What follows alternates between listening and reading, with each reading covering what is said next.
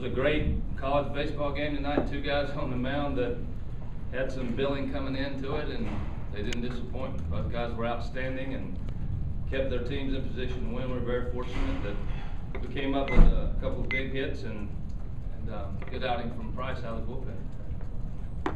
Yeah. Every Friday night, like clockwork, Michael Roth just goes out and beats another one of the best pitchers in the league. I mean, what he's doing is pretty remarkable.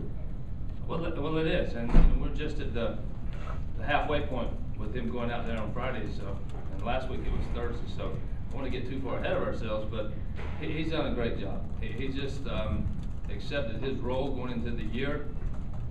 He's thrived in it. He's been really good.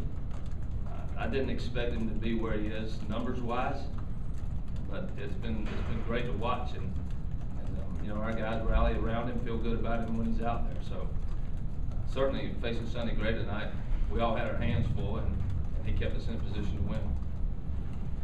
In the background, Ray, it just seemed like this series with #1 coming in, it just seemed like the atmosphere was just as electric as you probably thought it was going to be tonight.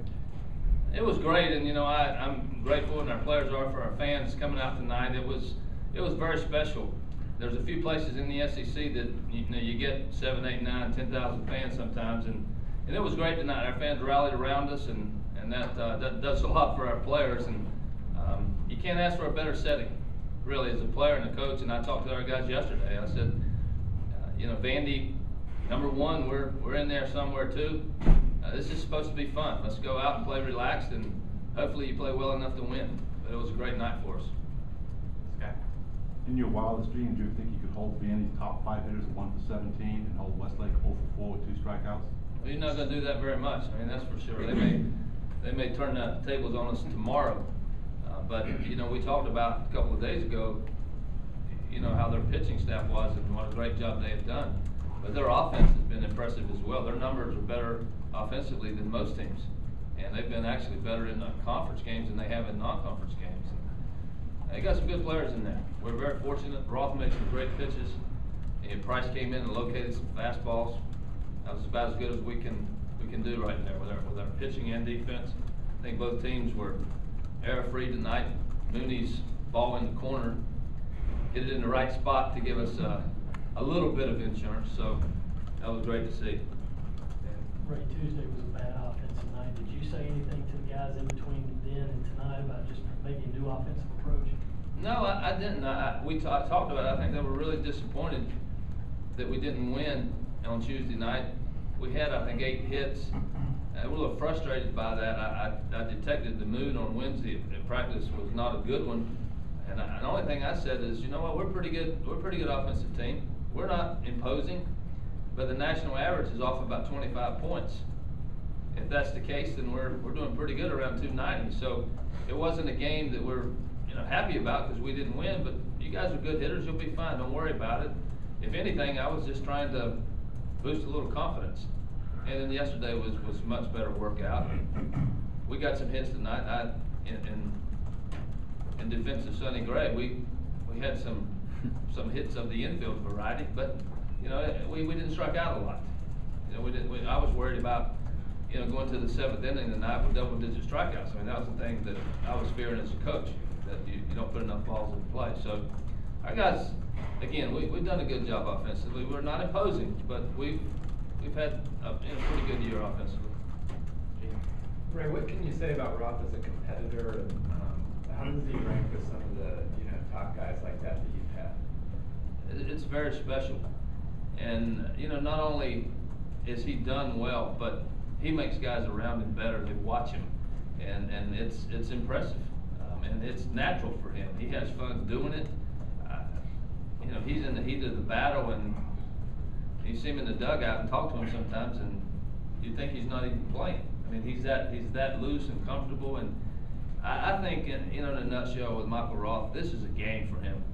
He's going to go out and play and have fun and try to do well, but at the end of the day, it's still a game. He's not a guy that takes on tension and anxiety and stress. You know, he wants to do well, and if it's not going exactly the way he wants it, he flushes it pretty quick and moves on. So it's nice to have him. It's been a a great experience for me to watch him in his career and to see what he's been able to do as a situational pitcher, situational lefty, and then get thrown into a starting role and how he's responded. He's among the very best. I've been fortunate to have had some good guys over the years, and he certainly ranks up there for a guy that you look sometimes at a player and you go, that young man is very talented, and he reaches that talent level. Some guys do not do that, and Michael Roth he gets everything out of what he has ability-wise. There's nothing left. He gives you everything he's got. Thanks. Ray, can you just describe what the guys were like today? I mean, did they get ratcheted up for a series like this, or have they just played in so many big games that it's not that big of a deal as it would be to some other teams?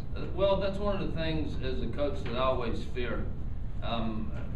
You know, baseball is baseball. You got to go play, but are you how are you guys handling it? What does it mean to them? Is it is it a big game? Do they look at it that way? Is it another game? You don't want it to be ho-hum, but our guys, they have good approaches. I don't think they get too high. They don't get too low. They think they are good enough to win, but certainly understand they can lose.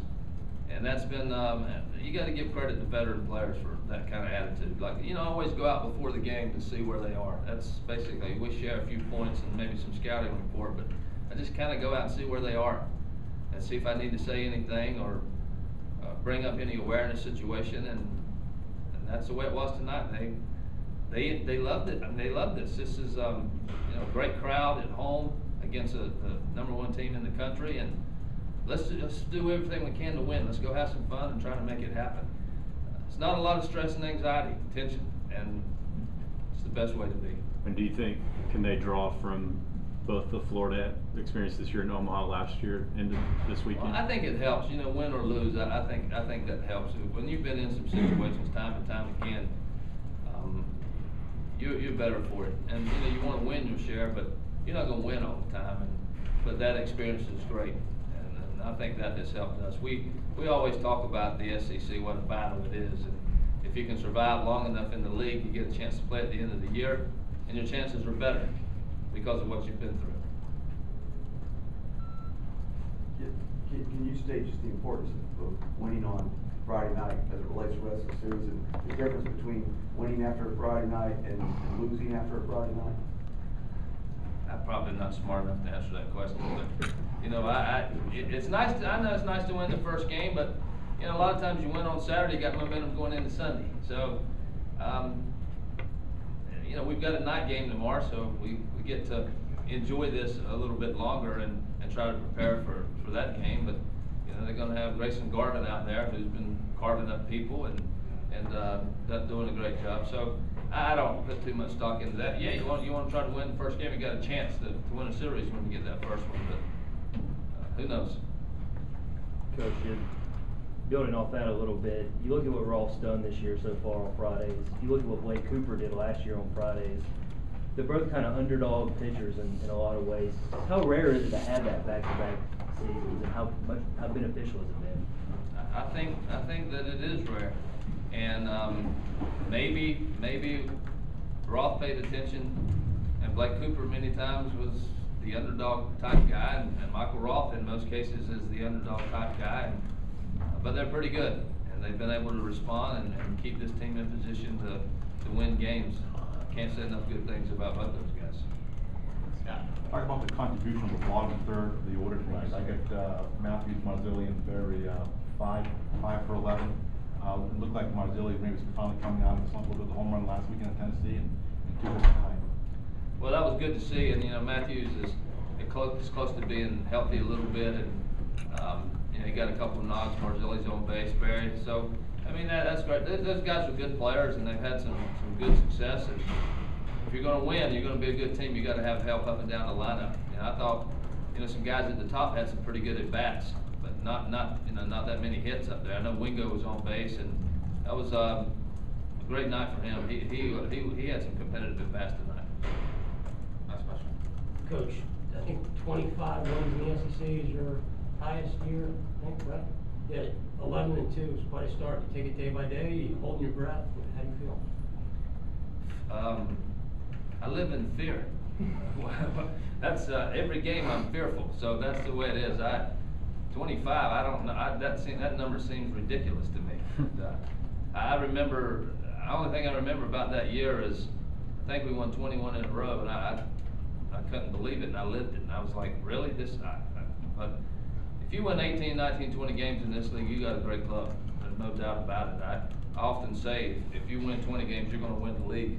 You're probably gonna win your division with 18 or 19, so, you know, I don't know how that's all gonna shake out, but, you know, we're a good team, we're not a great team, and we know that, so we're gonna, you know, we try to win our share, and, you know, tonight's a great win, but it'll mean nothing for tomorrow. We gotta strap it on and be ready to go again tomorrow.